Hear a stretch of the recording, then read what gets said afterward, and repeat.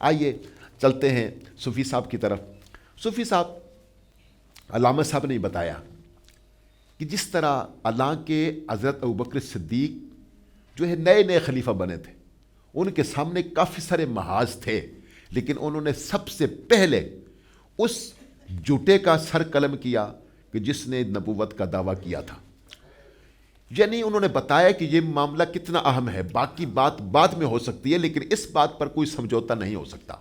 میں آپ سے یہ سوال کروں گا کہ ہمارے ناظرین کو میسج دیں کہ آج ہم چھوٹی چھوٹی باتوں پر کسی کے بہکاوے میں آ جاتے ہیں، تو ایمان کتنا مضبوط ہے اور ایمان کی دلیل ختم نبوت ہے۔ ہمارے ناظرین کو ایک میسج دیجیے گا۔ یہ بہت ہی اہم سوال ہے اور اس دور کے نازک دور میں انتہائی اہم سوال ہے۔ جی جی، عقیدہ ختم نبوت اس لحاظ سے تو ہر کسی کو پتہ ہے کہ یہ اتنی اہمیت کا حامل ہے کہ ہمارے ایمان کا حصہ ہے، اور اگر نہ ہو تو آپ کافر ہو جاتے ہیں۔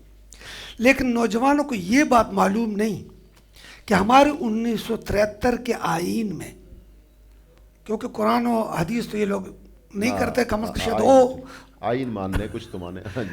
1973 کے آئین میں جب کوثر نیازی وزیر تھے تو شاہ احمد نورانی صاحب کو یہ ڈیوٹی لگائی گئی کہ اب مسلمان کی تعریف کیا ہوگی جب یہ کافر۔ تو مسلمان کی تعریف ہی 1973 کے آئین میں یہ ہے کہ اللہ کے سوا کوئی معبود نہیں، میں محمد رسول اللہ کو آخری نبی یعنی خاتم النبیین مانتا ہوں۔ واہ واہ واہ، سبحان اللہ، سبحان تو آپ کو ہے کہ مسلمان ہونے کی تعریف بھی یہی ہے۔ ہاں جی، اور اب جب حلف اٹھایا جاتا ہے کسی بھی سے تو اس میں یہ بات ضرور کی جاتی ہے کہ میں نبی علیہ السلام کو خاتم النبیین مانتا ہوں۔ واہ واہ واہ، سبحان اور ہمارے 73 کے آئین میں صدر، آرمی چیف اور وزیر اعظم کسی اور عقیدے کا نہیں ہو سکتا جب تک وہ خاتم النبیین پر عقیدہ نہ رکھے۔ واہ واہ، سبحان اللہ، سبحان اللہ، سبحان عقیدہ نہ رکھے۔ میں آپ لوگ اس بات پہ نوجوانوں کو سمجھانا چاہتا ہوں۔ جی، بسم اللہ۔ جب یہ واقعہ آیا تو بٹو نے شاہ احمد نورانی صاحب سے یہ بات کہی کہ مجھے قرآن و سنت سمجھ نہیں آ رہی، آپ مجھے کوئی ایسی لاجک پیش کریں تاکہ میری بات سمجھ میں آ جائے، کیونکہ اسمبلی کا رول ہے، 100 سال کا مسئلہ تھا، ایک اتنی بڑی تعداد کو کافر قرار دیا جانا تھا، تو کوئی معمولی بات تو نہیں تھی۔ وہ لوگ اسمبلی کے اندر موجود، اسمبلی کے اندر، کابینہ کے اندر موجود، اسمبلی کے اندر موجود۔ جی، ان کی طرف سے بشیر صاحب آئے تھے، اس نے اپنا دفاع کیا۔ تو نورانی صاحب نے وہاں جو اسمبلی کی فول پر بات کی کہ میں آپ کو عقلی طور پر سمجھاتا ہوں۔ کہتے ہیں کہ ذوالفقار علی بھٹو صاحب آپ الیکٹڈ وزیر اعظم ہیں؟ انہوں نے کہا کہ میں الیکٹڈ وزیر اعظم۔ ہاں جی، ایک لیڈر آف اپوزیشن ہوتا ہے، ایک لیڈر آف پارلیمنٹ ہوتا ہے جس کو وزیر اعظم کہتے ہیں۔ کہ آپ وزیر اعظم الیکٹڈ ہیں؟ اس نے کہا میں الیکٹڈ وزیر اعظم ہوں۔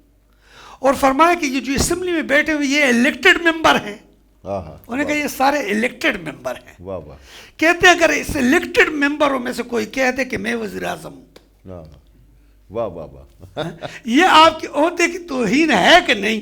واہ واہ واہ، واہ واہ۔ اس نے کہا کوئی نہیں کہہ سکتا، الیکٹڈ میں سے بھی کوئی نہیں کہہ سکتا کہ میں وزیر اعظم ہوں۔ واہ واہ، تو فرمایا اگر گلی کوچے میں کوئی ان الیکٹڈ کہہ دے کہ میں وزیر اعظم ہوں، واہ واہ واہ، الیکٹڈ نہیں کہہ سکتا تو ان الیکٹڈ کہہ دے، واہ جی، وہ کہتے تو زیادہ توہین ہے۔ واہ واہ۔ فرمایا جب ہمارے نبی 1,24,000 پیغمبر کہتے کہ ہم خاتم النبیین نہیں، واہ واہ، وہ الیکٹڈ لوگ اس میں وہ نہیں کر رہے، تو ایک گلی کوچے میں سے کوئی بندہ اٹھ جائے اور وہ کہتا کہ میں نبی ہوں، تو کیا یہ توہین نہیں؟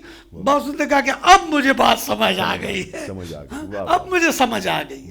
تو معلوم یہ ہوتا ہے کہ یہ ایک ایسا عقیدہ ہے کہ اس میں کوئی شک و شبے کی بات نہیں ہے، اس میں کوئی ایسی بات نہیں ہے کہ جو نبی علیہ السلام کے بعد کوئی اور نبی کسی بھی شکل میں کوئی بھی مانے گا وہ کافر ہو جائے گا۔ قرآن و سنت کو ایک جگہ پر رکھ لیجئے، ہمارے آئین پاکستان کے تحت وہ کافر ہو جائے گا۔ اور پھر جب یہ بات یورپ میں نکلی جنرل ضیاء کے دور میں، پیر کرم شاہ صاحب کو بطور وکیل بھیجا گیا اور یورپ میں مقدمہ لڑا گیا۔ وہاں کہ یورپ کے کافر جب طرفین کے دلائل سنے، انہوں نے بھی توثیق کر دی کہ یار ان کے دلائل پختہ ہیں، لہٰذا یہ کافر ہیں۔ واہ، واہ۔ لہٰذا یہ اصول تک پہنچ گئی، عقلی اور نقلی دلائل سے بات ثابت ہو چکی ہے کہ اب اور کوئی نبی آ سکتا ہے اور نہ کوئی نبی بن سکتا ہے، واہ، واہ، اور کوئی اگر ایسا کرے گا تو اسلام سے ہاتھ دھو بیٹھے گا۔